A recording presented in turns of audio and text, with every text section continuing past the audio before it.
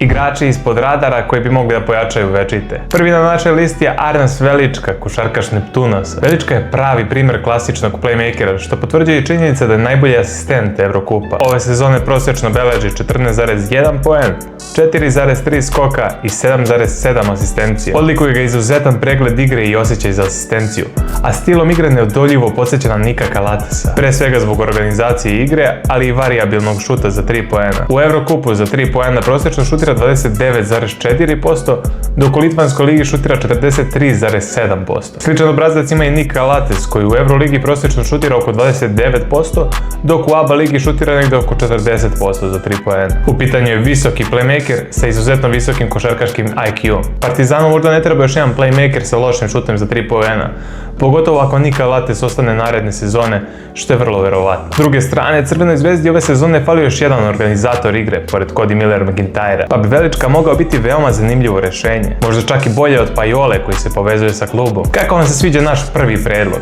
Da li biste voljeli da ga vidite u dresu večitih?